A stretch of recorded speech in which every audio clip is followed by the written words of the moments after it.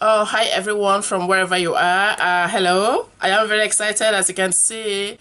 Today I am bringing you the first episode of my show, the Carol Azams Show on Diversity Television Island. This is the kind of show whereby I will sometimes maybe be talking to you by myself. Most of the times I will have guests with me. We are going to be talking about everything, all issues under the sun, all topic matters. So I have with me today a very special guest, a woman that I have had the privilege of meeting at an event that she facilitated that was organized by Women for Election a couple of years ago. I was preparing to go into politics, but with everything in life, sometimes you make your own plans and then some other things come in between and it's just, you simply move along. Without wasting any much of your time, I am going to introduce you to my very special guest, Orlaith Carmody. Orla is a very successful Irish businesswoman, and I'm sure some of you must be familiar with that name. She is an author, a former news reporter, and the co-founder of Gavin Duffy and Associates, a communications consultancy business which she co-founded with her husband and business partner, Dragon's Den investor and former presidential candidate, Gavin Duffy. So, Ola, you being my very first guest, I believe that we are making history together. So, Ola, welcome to the show. So, today we are going to talk about yourself as a business coach and find out how you have managed to keep your business going during this very difficult period of coronavirus. But first of all, can you please tell our viewers more about yourself, about who you are and what you do? Hi, Carol. It's lovely to be here with you on your program and every success with it. I hope it goes very well for you. Yeah, I began my professional or business career, if you like, as a journalist. Back in the day, I worked in local radio stations and then I worked for RTE in the newsroom there. And after a number of years, I had four small children by then, and the time had come to take a few years out, which I did to be with my family. And then when I was re-entering the workforce, by then myself and my husband and business partner, Gavin, we had set up a communications training consultancy. So it was moving from a different kind of communications, if you like, the side where you're reporting, to actually helping other people with their media performances and helping other people with their speech making and that type of thing. And from then the business grew into a leadership development consultancy. And these days, yes, it's very much about business coaching and executive coaching. And I seem to spend a lot of my time doing that. As I said, I'm also a mother of four. They're young adults now. So life is busy. Thank you, Ola. Thanks for that. So now, can you tell our viewers what is business coaching and who can be a business coach? How long have you been coaching? Is it the type of business that you run only on a part-time basis, or like every other business, is a full-time business like 9 to 5? Well, business and executive coaching is very much about bringing the best out in the other person, wanting them to achieve their goals and whatever it is they're hoping to, whatever success they might be looking for. So, for example, during COVID and during lockdown, I've been working with a lot of different people who, believe it or not, are changing career or changing jobs in the middle of it all. One lady I worked with there recently has just got a big role as a HR director. And funnily enough, I've never met her. We did it completely online. So all of my coaching with her was done online and she had great success with that. In terms of business coaching and business development, it's very much working with a company, maybe a startup, maybe a company that's in the early stage of development. And it's a mentoring arrangement whereby you're a sounding board. You're somebody who's giving them ideas and advice and support as they make the decisions in how to take their business forward. And again, during COVID, there's been a lot of companies that have been really struggling and they really do need somebody outside the immediate business, if you like, outside the tent. Very often I think somebody who's a company director or a company owner, they may have good staff and good colleagues working with them, but sometimes they're too close and they can't really open up and share the worries or concerns they might have about the business with that person. And that's where an external coach or mentor is really useful, because that person will be fully confidentially, but will be a complete sounding board to them and bring their own life experience and business experience to bear, with the benefit, I suppose, of the fly in the wall perspective. You're not emotionally involved when you're right in the middle of it. So you do bring a lot of external perspective, which I think think business owners and individuals find very, very helpful. You know, Ola, during this period of coronavirus, people are constantly talking about the difficulties of getting around, the issues of lockdowns, and lockdowns are being lifted now anyway, but the impact is still there. But people are still talking about it because more people are getting tested positive and they are being quarantined, and so in a way the lockdown still goes on, especially about people losing their jobs. So no doubt it's a very difficult period for everyone. Things look set to change, but it's still not good news for everybody. In reality, a lot of businesses have been forced to close down while some are just managing to carry on. Ola, how has COVID-19 affected you personally and in your business? I think I'm the same as everybody else. I've struggled with it. I mean, we've all struggled with the lack of contact with our friends and our families. And we've struggled with the downturn in our businesses. And my business is no different to anybody else's. It's a service business. Very much of what I would have been doing over the years was working with people in a classroom environment or in a boardroom environment. So I would be working with an individual or with a team in coaching or in training. A lot of our work is in training and development. So I would be working with, a team of people, training, coaching them on leadership skills and communication skills. And I really miss that. I really miss that classroom environment, that sort of sense of meeting really interesting people every day. You're out and about and you're challenged by their challenges, and it's very, very satisfying. So our business, same as every other service business, was very badly impacted at the start. I mean, it suddenly just all stopped and we didn't know what to do and where to turn. But then I think we began to realise a lot of what we could do could be done online. So certainly the one-on-one coaching I've been doing with clients, that has persisted and gone right ahead. I had a lovely client I was working with over the last few weeks, and his company had been very interested in moving him to another city. And during the lockdown, one of the things he realised is that he just loves being at home. He wants to be with his family, with his friends. He loves his own house. He's bought a new house and very proud of it. Wanted to be there. He does not want to be moved by the company. So I was coaching him through that decision as to whether to stay with the company if they persist in moving him, or whether to look for a new role. And that was a very interesting one for me to work with. So it's carried on online. The group sessions are harder to do online. It is harder to manage a large group of people. But again, we've had to learn to do it. We've had to use Skype and Zoom and all of these platforms. And in fact, I was training a group of 5 or 6 people this morning online, and it worked really well. It worked every bit as well as it would have been had we been there in the room together. But I presume I've only really come to realise that over the last few months, that you can adapt, and we've all had to adapt and pivot and make the best of it. So I'm really working hard on getting the business to continue, my coaching and training business to continue online, and to make it as energetic and as inspiring for the client or clients as it would have been had we been in that room.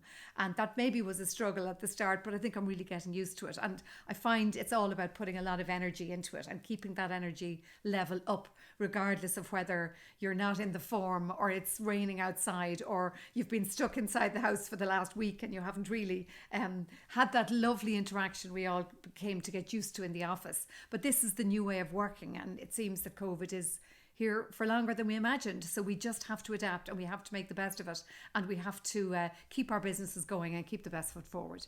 Can you talk us through some of the benefits of having a business coach? But again, I understand that there are no required qualifications for a person to become a business coach. There could be some people out there who call themselves business coaches who might know very little about what they're talking about. What kind of advice can you give on how to figure out the experts who can actually help people to achieve breakthrough results for their business?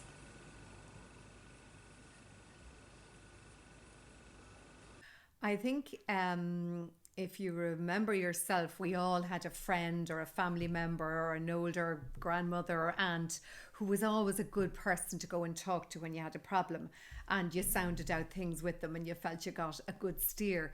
So look, there's a lot of people who are informal business mentors or coaches, and they do it that way. They do it in a sort of a very natural way because they're good listeners and they're they're people you like to work with. And I think really, in a sense of choosing a coach, that's what it's about, whether it's a business coach or an executive coach or a life coach. Pick somebody you get on with, who you feel aligned with, who's on the same page as you, who you feel you would like to spend some time with over the next few weeks or months or however long you're going to give to this coaching. In my own case, I'm a registered senior practitioner with the European Mentoring and Coaching Council, bit of a mouthful. And it was a long haul to get that qualification. I had to submit an awful lot of evidence that I'd worked with people at a very senior level over many years. And there are other recognised bodies as well that people are registered with. Personally, I believe anybody who sets themselves up as a coach probably does have a qualification, or at least has a very long and experienced body of work that stands to them, and who you can very easily check out. If you want to work with somebody, we can check things out so easily online nowadays, and I would recommend you just check somebody out and make sure they're a fit for you. Okay. So does professional business coaches work in only one industry, for example, like the one that they are specialized in? Or can they work in other fields as well? Technically speaking, a coach should be able to work in any area whatsoever, because a coach is not advising and is not sharing expertise. A coach is enabling the individual to find their own answers, their own solutions to their own issues and their own problems. So if that's the case, yes, you should be able to work in any field, even if you don't have experience in it. But in reality, I think when people choose a coach, I think they choose to work with somebody who has some kind of similar background to them, or at least has some understanding of where they're going. So if you're a mid-career executive and you're trying to climb that ladder and get on the executive board in the organization, or, you know, move up rapidly, you're going to choose somebody who has done the same. You're not going to choose to work with a very young person who's never held an executive role, because they probably won't know what that world is like. Equally, if you're looking for a coach or a mentor in a business, and you're in a particular area and you want to do a particular thing with your business, as in scale it or grow it or get finance for it, you're going to look for somebody as a mentor or a coach who did exactly that in his or her own past, who grew companies, who developed them, who scaled them. So I think naturally there's a bit of self-selection about choosing a coach. I think you naturally choose somebody who has something you're looking for. And that might be a background and experience and knowledge and understanding of a particular sector. But technically, as I've said, yep, a coach should be able to work anywhere and with any problem. So with your vast experience, Ola, can you tell us what type of business have you coached yourself? I've coached every manner of business. I've coached very small startups, individuals growing from one retail outlet wanting to grow to 5 or 6, right up to big businesses with multi-million pound turnovers, who have staffs of 100, 200, 300, who are trying to do very different things with those businesses, whether it could be scaling or growing or merging or something like that. And then I've worked with individuals at all levels. I've worked with very, very senior politicians, coaching them on dealing with the stresses and strains of living in a political life, which is very public and very stressful. And people at very senior level in organizations who have, gone for that CEO role or gone for the very top role. So I've worked right across the board, people in not-for-profits, people in the military, people in... It's very interesting. People come to you for a whole load of different reasons. Because my background is communications training, and, an awful lot of what I do is teaching people how to communicate better. And I've always believed that communications is at the heart of good leadership. And my book, Perform as a Leader, was all about that, how communicating is the core of it all. So a lot of the people who would approach me, it's because they're trying to develop a particular communication skill, because they too see communication as the way to take it forward. So I've worked with people who feel, for example, they don't have the right executive presence for that role that they know is going to come up in the business in a year's time. So I had one client who came to me a year before he knew this particular role was coming up. And he said, I have to develop executive presence and visibility and all of that in the next year, so that when the role is advertised, I'll get it. And we worked really, really hard on him speaking more within the business, conducting town halls, coaching his staff, conducting negotiations, stepping up to the mark, volunteering to do all kinds of additional chairing of meetings that he would have been additional to his role, but would have given him extra visibility. And sure enough, when the role was advertised a year down the line, he got it. And he really put it down to that work he had done the year beforehand, step by step, putting that right visibility in place in order that he would then get that role. And he did. So that was a real success. What kind of future do you predict for businesses, both big and small? I think the only thing certain now is that everything is uncertain. Isn't that the cruel reality of where we are at the moment? We're all making this up as we go along. I don't think there's a business in the country that has not been impacted by COVID to a greater or lesser extent. I think we've all been lost in admiration at the businesses that have pivoted very quickly and turned around and created the products that we're all using now, like the masks and the gloves and the dividers and the screens and things we never would have thought about a few months back. And there are businesses that are really doing well on those fronts. As I said earlier, we've all turned around to using things online and doing a lot of our meetings and in my case, my coaching, my training, doing it online. We've had to learn new ways of going. I don't have any magic wand. I don't know where this is going. We keep talking about when we get back to normal, and you're wondering, because it seems to be getting pushed further and further out. This is the new normal and we've got to get on with it. So look, all we can do is stay as positive as we can, keep the show on the road, keep trying to negotiate or keep trying to engage with our clients and getting them to do more work. And I think very much from my perspective, in terms of training and coaching, I really want to see businesses supporting their staffs in a really strong way, because working at home is wearing thin now. It was a novelty at first. I think people are getting quite stressed by it. They need a lot of support. I think people are finding it difficult to be remote from the offices, difficult to juggle kids and the dogs and everybody walking in the middle of your important meeting.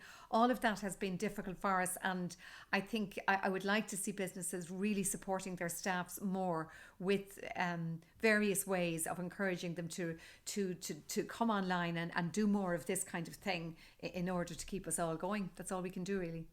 Thank you, Ola. Thank you very much. At this point, I'm just going to ask you, what kind of advice can you give to business people, and in particular to people who are in the coaching business, and also some people that are starting new businesses?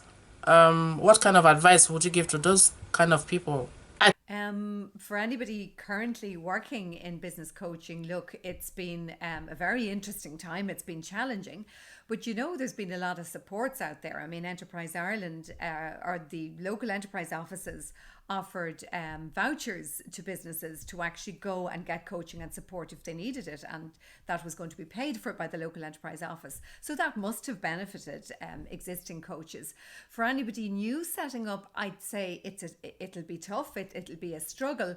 I've seen many coaches in the last few months, very proudly hold up their certificate or hold up their accreditation when they've got it and post on LinkedIn or post wherever that they've just been qualified. And you're so happy that there's a new entrant into the profession. I think there's room for everybody there, but clearly it is a difficult time. But you have to look at the positive of that. You have to say, where I used to sort of tear around the countryside and tear around the city, meeting all my clients, coaching, or they would come to me in my offices.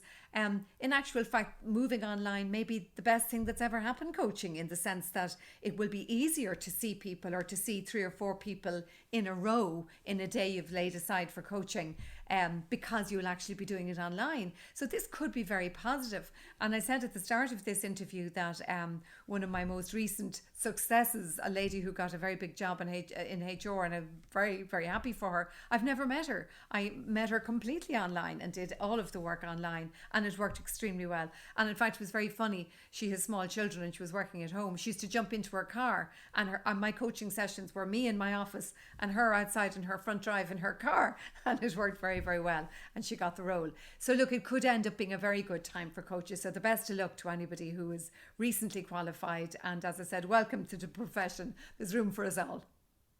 I think you are such a wonderful person, Ola, and I thank you so much for accepting to be on my show. I wish you all the best and do have a good day. So, viewers, this has brought us to the end of this show today.